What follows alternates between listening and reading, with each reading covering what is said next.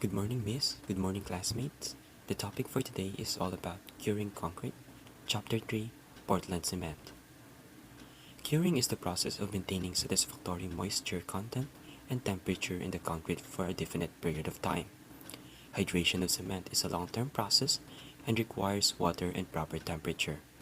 Therefore, curing allows continued hydration and consequently continued gains in concrete strength.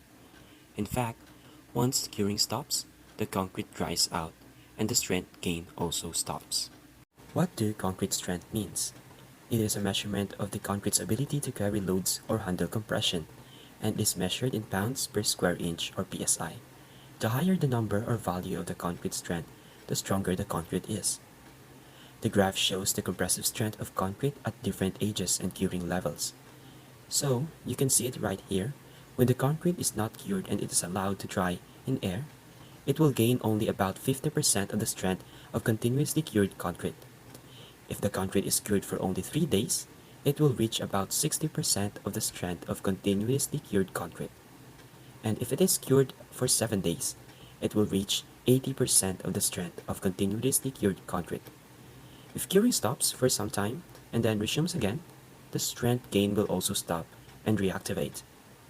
So, the strength is usually emphasized and controlled since it is an indicator of the concrete quality. Therefore, proper curing of concrete not only increases strength but also provides other desirable properties such as durability and the resistance to other harmful factors that can affect the structure. Okay, curing should start after the final set of the cement.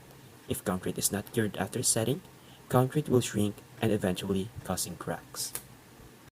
Curing can be performed by any of the following approaches. Number 1 is maintaining the presence of water in the concrete during early ages. The methods that are used in this approach to maintain the water pressure or the presence of water may include ponding or immersion, spraying or fogging, and wet coverings. The second approach is preventing loss of mixing water from the concrete by sealing the surface. In this approach, the methods used to prevent water loss including impervious papers or plastic sheets, membrane-forming compounds, and also through leaving the forms in place. Third is accelerating the strength gain by supplying heat and additional moisture to the concrete. Accelerated curing methods may include steam curing, insulating blankets or covers, and various heating techniques. So, take a note of this. Preventing loss of mixing water from the concrete through sealing the surface is not as effective as maintaining the presence of water in the concrete during early ages. The choice of the specific curing method or combination of methods depends on the availability of curing materials, the size and shape of the structure, in place versus in-plant production, economic, and aesthetics. Methods of curing concrete. There are 10 methods that are used to cure a concrete: ponding or immersion, spraying or fogging, wet coverings, impervious papers and plastic sheets, membrane-forming compounds, forms left in place, steam curing, insulated blankets or coverings, electrical, hot oil or infrared curing, and lastly, the curing period. Ponding or immersion. Ponding involves covering the exposed surface of the concrete structure with water.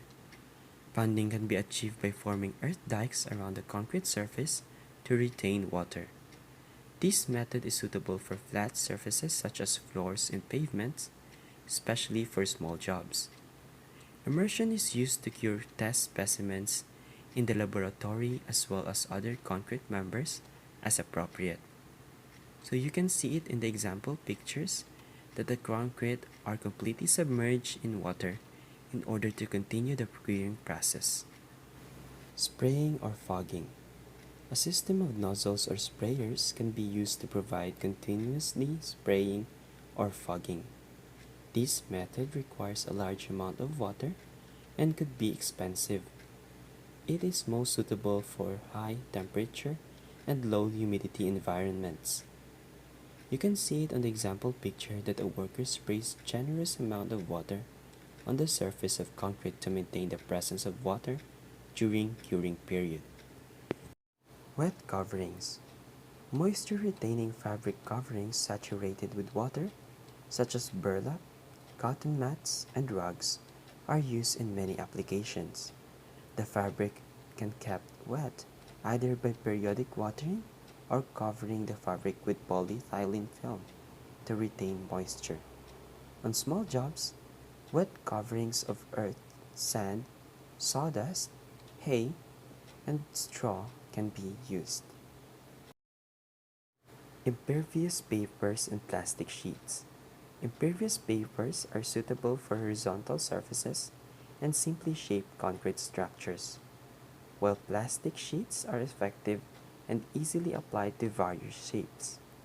You can see it on the example picture that surface of concrete is completely covered with plastic sheets to prevent water loss during the curing period. Membrane forming compounds.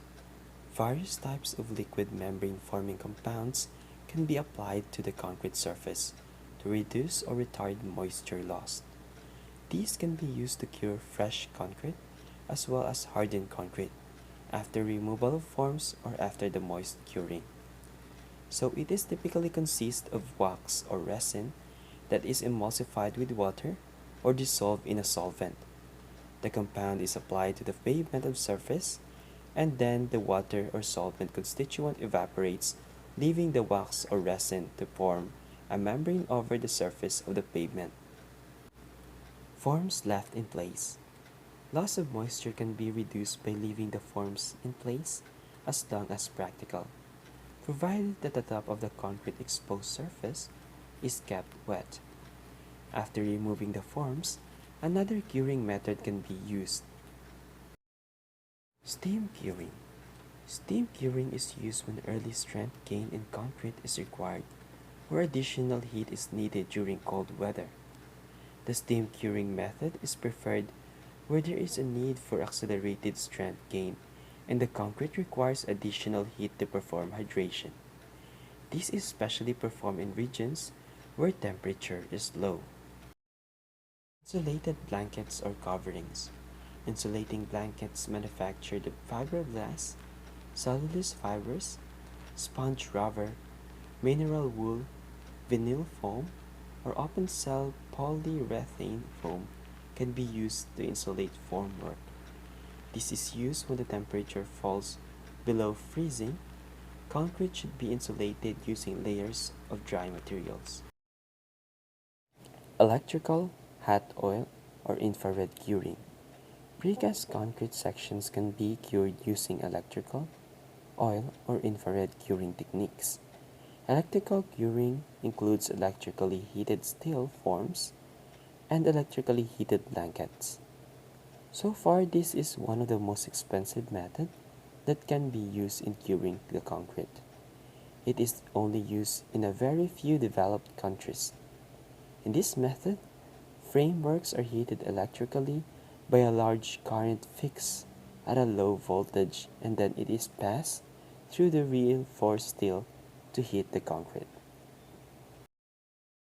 Curing period.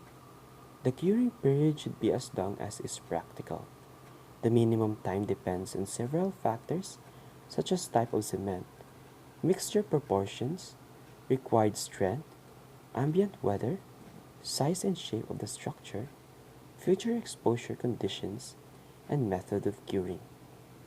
For most concrete structures, the curing period at temperatures above 5 degrees Celsius should be a minimum of 7 days or until 70% of the specified compressive or flexure strength is attained. The curing period can be reduced to 3 days if high early strength concrete is used and the temperature is above 10 degrees Celsius. This is the summary of my topic about curing concrete. Curing is the process of maintaining satisfactory moisture content and temperature in the concrete for a definite period of time. Hydration of concrete is a long-term process and requires water and proper temperature. Curing can be performed by any of the following approaches. Number one is maintaining the presence of water in the concrete during early ages. Number 2 is preventing the loss of mixing water from the concrete by sealing the surface. Number 3 is accelerating the strength gain by supplying heat and additional moisture to the concrete. So there are 10 methods of curing concrete: bonding or immersion, spraying or fogging, wet coverings, impervious papers and plastic sheets, membrane forming compounds, forms left in place, steam curing, insulated blankets or coverings, electrical, hot oil, or infrared curing, and lastly, curing period. That's all.